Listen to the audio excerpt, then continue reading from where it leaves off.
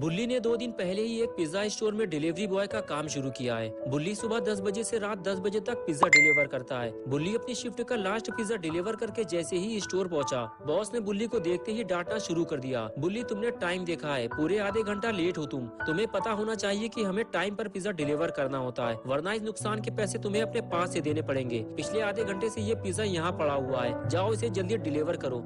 बुल्ली बोला, बॉस मैं अपनी शिफ्ट का लास्ट पिज्जा डिलीवर कर चुका हूँ, 10 बजे मेरी छुट्टी हो चुकी है, मैं अब घर जा रहा हूँ। बॉस ने कहा, बुल्ली ये ऑर्डर 10 बजे से पहले का है और इसे डिलीवर करना तुम्हारी जिम्मेदारी है। और एक बात कान खोलकर सुन लो बुल्ली, अगर तुम्हें यहाँ काम करना है तो मेरी बात माननी पड़ेगी, वरना अपना हिसाब किताब करो और चलते बनो यहाँ से। आया कुछ समझ में तुम्हारे? बेचारा बुल्ली अब कुछ कर भी नहीं सकता, उसे ये पिज्जा डिलीवर करना ही होगा, वरना उसकी जॉब चली जाएगी। बॉस ने बुल्ली का सारा मूड खराब कर दिया है। बुल्ली ने सोचा था कि अब वो सीधे घर जाएगा और गुल्ली और शॉन के साथ मस्ती करेगा, लेकिन ऐसा नहीं हो पाया। बुल्ली स्कूटर लेकर वहां से निकलने ही वाला था कि तभी बुल्ली को पीछे से किसी ने आवाज दी। बुल्ली ने जैसे ही पीछे पलट कर देखा तो उसका खराब मूड फिर से ठीक हो गया, क्योंकि अपना पॉटी बॉय शॉन बुल्ली को लेने के लिए पिज्जा स्टोर आया है। बुल्ली के पास पहुंचते ही शॉन ने बुल्ली से पूछा, बुल्ली तुमने तो कहा था 10 बजे तुम्हारी छुट्टी हो जाती है, लेकिन अभी 10:30 बज चुके हैं और तुम अभी भी पिज्जा की डिलीवरी कर रहे हो। बुल्ली बोला, यार शॉन मैं अभी अपनी शिफ्ट का लास्ट पिज्जा डिलीवर करके आया हूँ, लेकिन बॉस ने मुझे ये 2 पिज्जा फिर से थमा दिया और बोला कि अगर मैंने उनकी बात नहीं मानी तो वो मुझे नौकरी से निकाल देंगे। चलो जल्दी से इस पिज्जा की डिलीवरी करके घर चलते हैं। ये कहकर बुल्ली और शॉन वहाँ से चले गए। रास्ते में शॉन ने कहा, बुल्ली मैं भी तुम्हारे साथ काम करना चाहता हूँ, मेरे लिए अपने बॉस से बात करना।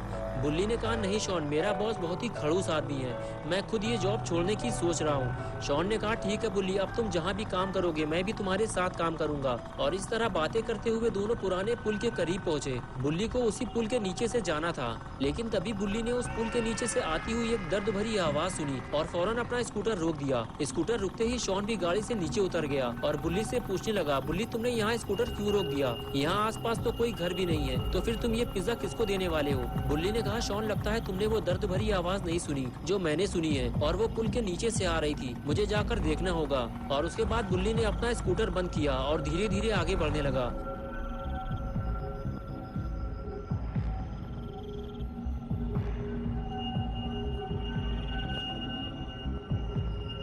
शॉन ने बुल्ली से कहा, रुक जाओ बुल्ली, आगे मत जाना, मुझे वहाँ कुछ गड़बड़ लग रही है, मुझे तो ये समझ में नहीं आ रहा कि वहाँ इतना अंधेरा क्यों है। बुल्ली बोला, चुप हो जाओ शॉन, उस पुल के नीचे कोई है, चिल्लाओ मत वरना लेने के देने पड़ जाएंगे। शॉन बोला, मुझे लगता है वहाँ की लाइटें किसी ने जानबूझकर बंद की हैं।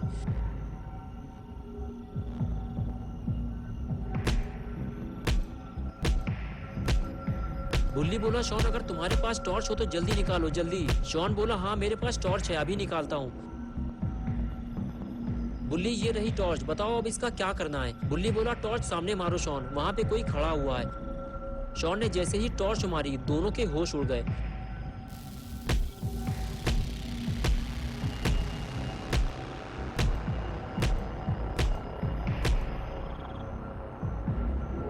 बुल्ली बोला, शॉन टॉर्च बंद करो जल्दी, वरना वो हमें देख लेगा।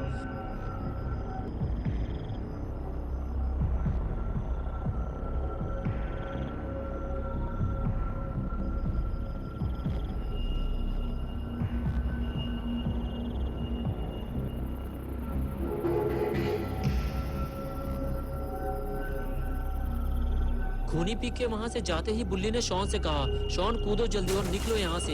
एक एक करके दोनों नीचे कूदे और वहां से जाने लगे। दोनों को इस बात का डर था कि खूनी पीक कभी भी वापस आ सकता है, लेकिन तभी चलते चलते अचानक शॉन रुक गया और टॉर्च मार के कुछ देखने लगा। शॉन के सामने खून से सनी हुई एक बोरी पड़ी थी और उसके अंदर जो भी था वो अब मर चुका था। तभी चलते चलते बुल्ली ने पीछे मुड़कर देखा तो शॉन उससे काफी दूर खड़ा था। बुल्ली बोला, शॉन वहाँ क्या कर रहे हो तुम, तुम्हारा दिमाग तो ठीक है ना? शॉन बोला, बुल्ली खूनी पिग ने किसी को बोरी में बंद करके मार दिया है, हमें जल्दी घर वापस चलना चाहिए। बुल्ली ने कहा, शॉन हम वापस घर नहीं जा सकते, आज की रात हमें कहीं और गुजारनी पड़ेगी, सुबह होते ही हम यहाँ से निकल जाएंगे। कुछ दूर चलने के बाद बुल्ली और शॉन को एक घर दिखाई दिया जो कि काफी बड़ा था। उस घर की लाइट भी चालू थी, यानी कि उस घर में कोई न कोई तो रहता जरूर होगा। शॉन ने बुल्ली से कहा, बुल्ली हमारी जान बच सकती है अगर आज की रात हमें इस घर में रुकने का मौका मिल जाए तो।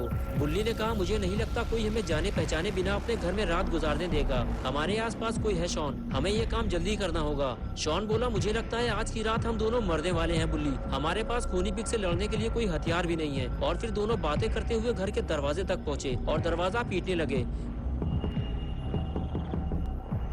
काफी देर बाद में जब किसी ने दरवाजा नहीं खोला तो बुल्ली ने शॉन से कहा, मुझे नहीं लगता शॉन कोई इतनी रात में हमारे लिए अपने घर का दरवाजा खोलेगा। हमें रात गुजारने के लिए कोई और जगह ढूंढनी होगी। लेकिन तभी अचानक से घर का दरवाजा खुलता है और वो आदमी जिसने दरवाजा खोला था बुल्ली और शॉन पे भड़कने लगता है। कौन हो तुम लोग और क्यों दरवाजा पीट पीट कर तोड़े डाल रहे हो? बुल्ली ने कहा, माफ कीजिएगा सर, हम आपको परेशान नहीं करना चाहते थे, लेकिन हमारी जान को खतरा है। मेरा नाम बुल्ली है और मैं एक डिलीवरी बॉय हूँ। मैं अपने दोस्त शॉन के साथ पिज्जा डिलीवरी करने जा रहा था, लेकिन जैसे ही पुराने पुल के पास पहुंचा मैंने एक खूनी को देखा जो पिग की कॉस्ट्यूम पहने हुए था और उसने हमारे सामने ही किसी को बोरी में बंद करके पीट पीट कर मार डाला और अब वो हम दोनों को मारना चाहता है। तभी वो आदमी बोला, देखो मैं तुम्हारी कोई बकवास नहीं सुनना चाहता। मैं सुकून से बिस्तर में लेटकर टाइटैनिक मूवी देख रहा था। जहाज बर्फ से टकराकर डूबने ही वाला था कि तभी तुम दोनों ने दरवाजा पीट पीट कर मेरा दिमाग खराब कर दिया। जाओ चले जाओ यहाँ से, मैं तुम्हारी कोई मदद नहीं कर सकता। ये कहकर उस आदमी ने दरवाजा बंद कर लिया और इसी के साथ बुल्ली और शॉन की सारी उम्मीदों पर पानी फिर गया। लेकिन फिर भी शॉन चिल्लाता रहा, प्लीज अंकल हमें अंदर आने दो, सुबह होते ही हम यहाँ से चले जाएंगे। बुल्ली ने कहा, रहने दो शॉन, मत चिल्लाओ, हमें छुपने की कोई और जगह ढूंढनी होगी। और उसके बाद दोनों छुपने की नई जगह ढूंढने चल दिए।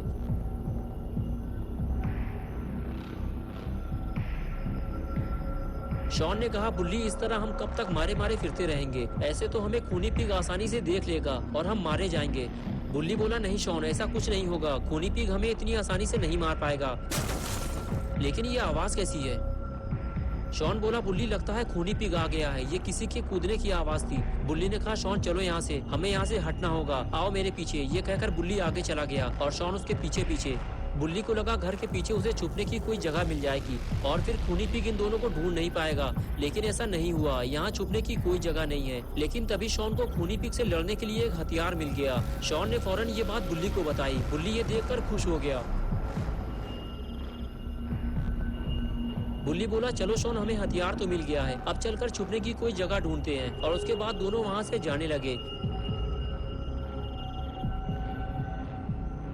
आगे बढ़ते हुए शॉन इधर उधर छुपने की जगह ढूंढ रहा था, लेकिन बुल्ली का ध्यान गैराज पर था। बुल्ली ने आगे बढ़कर गैराज का गेट खोलने की कोशिश की तो वो खुल गया। क्या बात है, आज की रात गुजारने का काम हो गया। बुल्ली ने कहा, शॉन आज की रात हम यहीं गुजारेंगे, आओ अंदर चलें। और उसके बाद दोनों गैराज के अंदर आ गए। बुल्ली ने जल्दी से गेट बंद किया और दोनों सुकून से बैठकर बातें करने लगे। धीरे धीरे दोनों का डर अब खत्म होने लगा था। लेकिन कुछ ही देर गुजरी थी कि तभी शॉन ने गेट के नीचे एक परछाई देखी और समझ गया आज कोई ना कोई तो मरने वाला है।